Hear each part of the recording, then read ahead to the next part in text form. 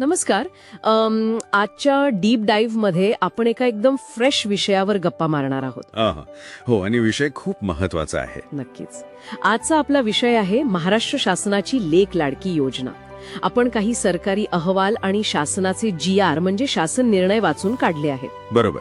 पण आजचा आपला उद्देश फक्त एखाद्या योजनेचे नियम वाचून दाखवणं हा नाहीये, तर ही योजना महाराष्ट्रात स्त्री पुरुष समानतेसाठी किती मोठा बदल घडवून आणू शकते हे समजून घेणं आहे. ठीक आहे, आपण हे उलगडून पाहूया. नक्कीच.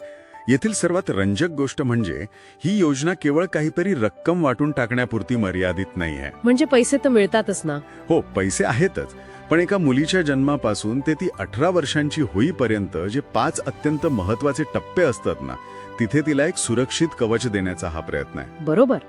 मी एका अहवालात वाचलं की या योजनेत पात्र मुलींना तब्बल 1,01,000 रुपये मिळतात 1 एप्रिल 2023 नंतर जन्मलेल्या मुलींसाठी. हो, अगदी बरोबर. पण मगाशी मी विचार करत होते की हे सगळे पैसे काय एकदम दिले जातात? कारण तसं असेल तर त्याचे फायदे कमी आणि तोटे जास्त होऊ शकतात. तिथेच तर शासनाची खरी हुशारी दिसते. म्हणजे पैसे एकदम दिले जात नाहीत. जन्माच्या वेळी सुरुवातीला 5,000 रुपये दिले जातात. बरं, पण खरी गोम शिक्षणाच्या टप्प्यांवर आहे. ती मुलगी शाळेत पहिलीत जाते तेव्हा 6,000 मिळतात, मग 6वीत गेल्यावर 7,000 आणि 11वीत प्रवेश घेताना 8,000 मिळतात. अरे वा! म्हणजे ज्या टप्प्यांवर मुलींची शाळा सुटण्याची सर्वात जास्त शक्यता असते, नेमक्या त्याच वेळी हा आर्थिक आधार दिला जातोय. अगदी बरोबर ओळखातलत. कारण 11वीच्या प्रवेशावेळी पैशांअभावी अनेक मुलींचं शिक्षण थांबतं. तिथे हे पैसे नक्कीच कामी येतील. हो, आणि त्यामुळेच पालकांना आपल्या मुलीला शाळेत पाठवत राहण्यासाठी एक कायमस्वरूपी प्रोत्साहन मिळतं. पैशांच्या कमतरतेमुळे तिचं शिक्षण मध्येच थांबत नाही. आणि इथेच विषय खरोखर रंजक होतो. कसं काय? कारण जेव्हा ती मुलगी 18 वर्षांची होते ना, तेव्हा तिला तब्बल 75,000 रुपयांचा सर्वात मोठा हप्ता मिळतो.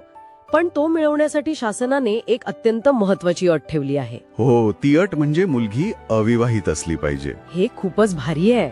बिहेवियरल इकॉनॉमिक्समध्ये याला कंडिशनल कॅश ट्रान्सफर म्हणतात. म्हणजे एका विशिष्ट वर्तनासाठी आर्थिक बक्षीस देणं. म्हणजे बालविवाह रोखण्यासाठी शासनाने ही शक्कल लढवली आहे. अगदी तेच. 18 वर्षांपर्यंत लग्न न केल्यास एवढी मोठी रक्कम मिळणार असल्याने बालविवाहाला आपोआप एक मोठा आळा बसतो.